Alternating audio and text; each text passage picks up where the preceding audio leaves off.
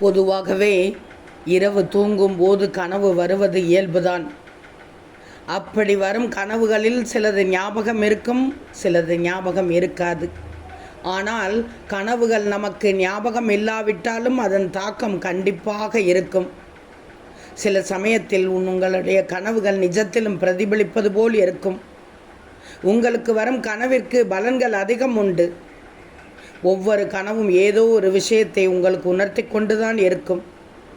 எதிர்காலத்தில் ஏதேனும் பிரச்சனைகள் வந்தால் கூட அதையும் சில கனவுகள் உணர்த்தி கொண்டுதான் இருக்கும். அந்த வகையில் குலதெய்வத்தை கனவில் கண்டால் என்ன பலன்கள் கிடைக்கும் என்று பார்ப்போமா? குலதெய்வத்தை எக்காரணம் கொண்டும் மறக்கவே கூடாது. ஏன்னா இஷ்ட தெய்வங்கள் பல இருந்தாலும் அவையெல்லாம் குலதெய்வத்திற்கு அடுத்துதான் என்பதை நினைவில் வைத்து கொள்ளுங்கள். குலதெய்வத்தையும் குலதெய்வ வழிபாட்டையும் ஒருபோதும் மறக்கக்கூடாது.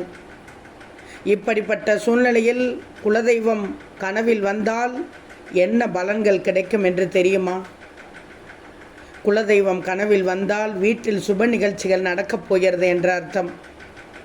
தொழில் செய்பவர்கள் நல்ல முன்னேற்றத்தை காண்பார்கள். நீங்கள் நினைத்த காரியம் அனைத்திலும் வெற்றி அடையும். ஆனால் குலதெய்வத்தை சரியாக வழிபாடு செய்யவில்லை என்றாலும் உங்கள் கனவில் குலதெய்வம் வரும் என்பதை ஞாபகத்தில் வச்சுக்கோங்க. குலதெய்வ கோவில் கனவில் வந்தால் நீங்கள் மனதில் நினைத்த காரியம் நல்லபடியாக முடியும். தடைப்பட்ட காரியங்கள் நல்லபடியாக முடியும்.